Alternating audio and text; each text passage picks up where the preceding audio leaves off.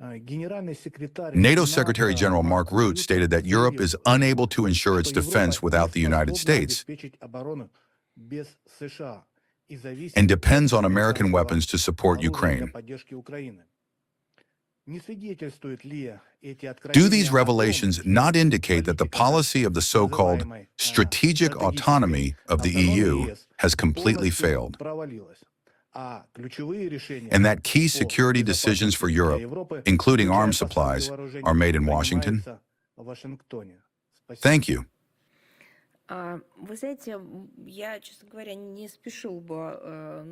You know, honestly, I would not rush to call the theses voiced on January 26th in the European Parliament by the Secretary General, I mean NATO Secretary General Rutte, revelations, the theses about the unviability of the North Atlantic Bloc without Washington.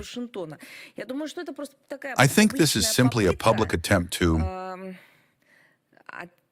well, maybe somehow bring to their senses all those leaders of the alliance's member states who, against the backdrop of the situation around Greenland, have seriously begun to consider building a European security system without the United States.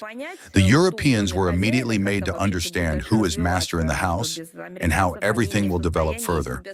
That without the Americans, they are fundamentally incapable of defending themselves, no matter what they come up with.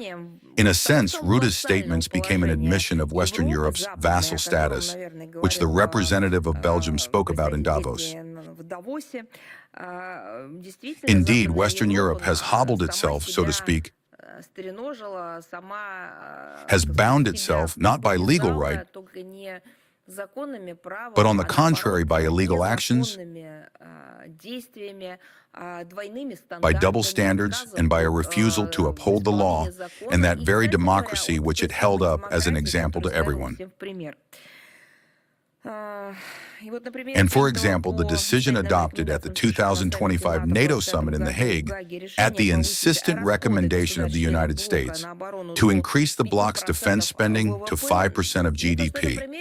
It seems to me this example clearly shows that directives broadcast from Washington are to be unquestioningly carried out by the Europeans. Moreover, it's not a question of whether it is good or bad, all these percentages, payments, and so on. It's a question of the positions of the Western European bloc itself, the community of states. That is, of the absence of logic in decision-making, the absence of understanding of how some of their steps will then lead to other steps, and what their logic is, and where they are moving. The same situation exists in the matter of weapons supplies to the Kiev regime. The Americans said that now the Europeans must purchase armaments and military equipment from them for Ukraine. It means they will do it, despite the real statistical data which they still possess. Therefore, they have started racing to execute the new directives. They don't even think about the fact that this will deprive their own military-industrial complex enterprises of profits from potential orders. So, is this weak of character? Or is it, so to speak, people who are embedded in the Brussels bureaucracy with the aim of destroying the sovereignty and independence of European Union countries, reducing their role to that of a mere millstone around their neck? Well, I think that's for political scientists, historians, and commentators to figure out. And of course, I think that all, and many other indicators are also testament, or rather, not testament, but proof of how the European Union has completely lost any understanding of where it is heading.